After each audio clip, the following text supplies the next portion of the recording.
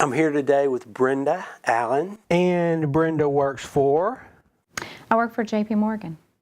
And what is your capacity at JP Morgan? I am what we call a large corporate treasury sales manager. I work in the auto transportation segment of the investment bank, and I call on anything that moves: airlines, cruise lines, aerospace and defense, or my portfolio of clients, and I'm responsible for anything really that's cash management related. So when you go to these companies, you tell them, or you find out, I guess, from them what their financial needs are and try to make a fit with JP Morgan? Basically, my job is to know that company inside and out. Any acquisitions, any movement into other locations. It's a global job, so if they're expanding into the Philippines, then I need to know that, and I need to assist them with financial related services in the Philippines. But it's really anything that relates to them getting cash in, spending their cash, or investing their cash. Tell me how you entered the workforce. I was from Junction City, Arkansas, and I came to Northeast Louisiana University in 1980. I graduated, I graduated in May, but I only lacked one class, and it was a night class.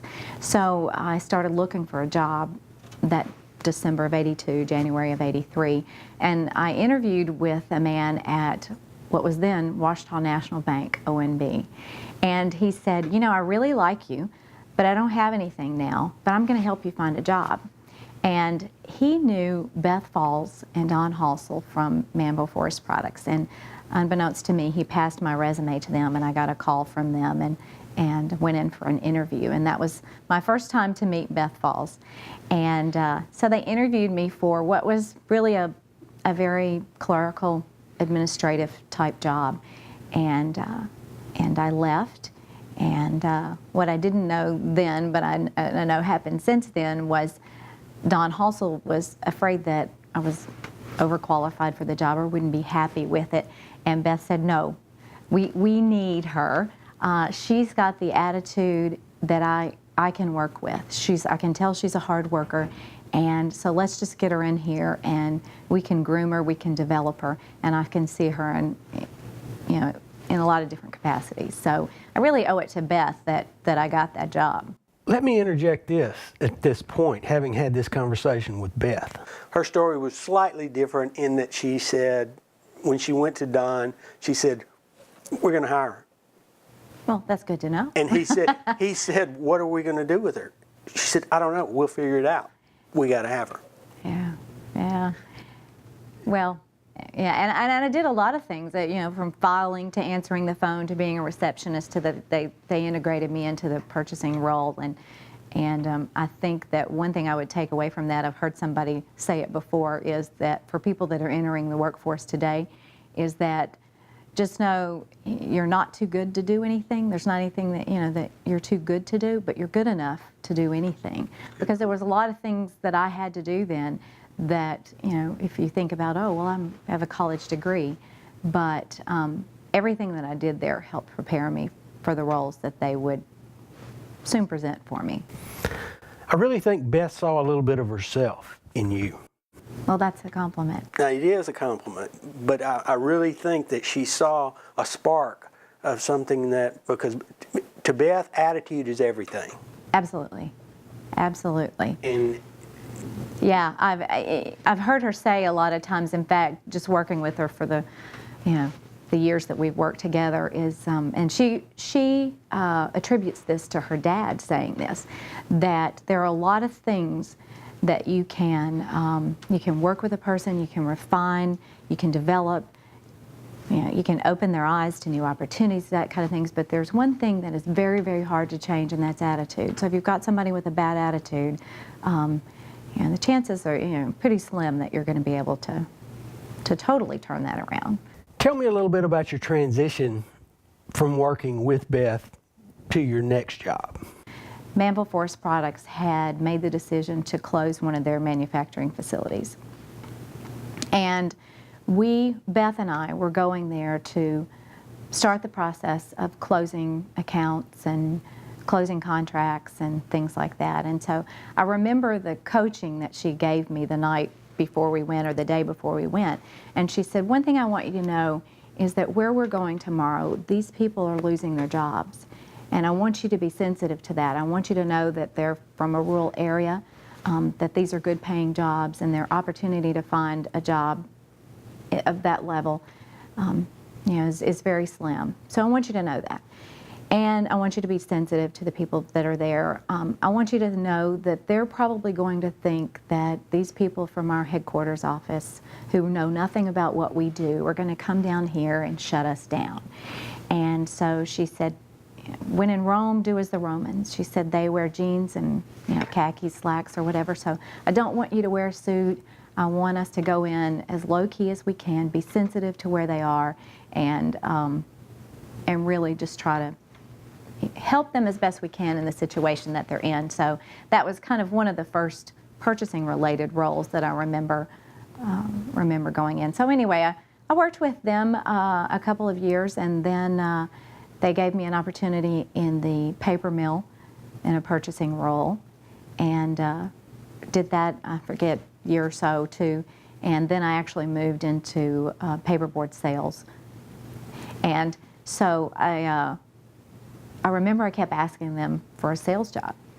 And this was, whatever, 1985 or 6 or something like that. And there just weren't a lot of women in paperboard sales.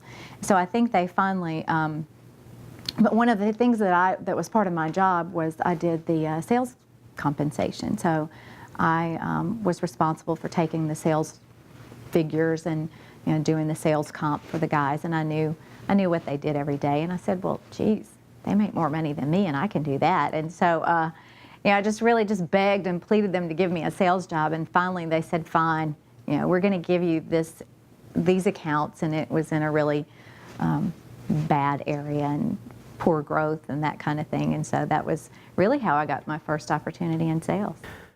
When you say there were very few women in sales, were there any others? I'm not sure there were. I don't think so. Yeah. I was calling on the mills at the same time, and I'm pretty sure. Yeah. I know I was the only one at Manville, but it truly was what gave me my start in sales. And there are a couple of local people around here. Johnny Wilbanks was kind of one of the ones that let me try my hand at it. I think that's a great story because you saw yourself as an outsider looking in, and you said, I can do that. I can do this. I can do this. And so the accounts they gave me were in the Ohio Valley, and I had 2 small children at the time. I think they were like 2 and 4 or something like that. So I did that for a while, and I have a wonderful husband who's always been supportive of me and my career and my travel, and that's the only way I was able to do that.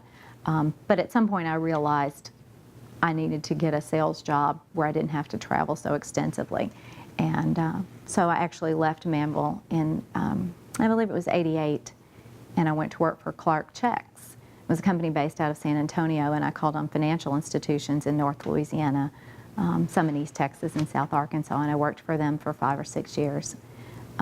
So that was the start of my sales career, and then I actually worked for the non-regulated division of Entergy for 6 years. I was their director of national accounts, and was actually thinking about relocating to the New Orleans area. My husband and family and I were, and was flying down every week and met the market manager of Bank One.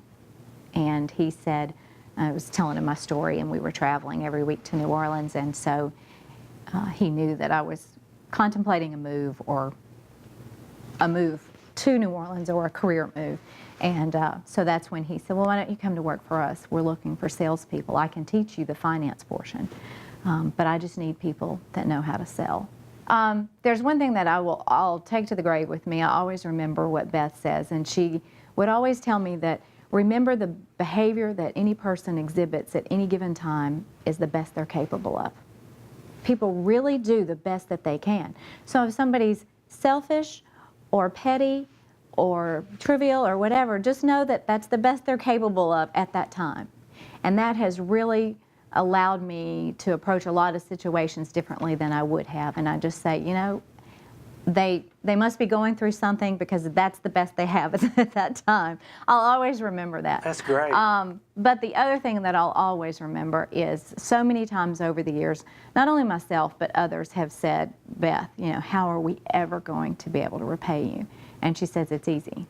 You do it for somebody else. And you have. I've tried. I've Good for certainly you. tried. Good for you. Excellent. That is so bad. Thank you. Thank you.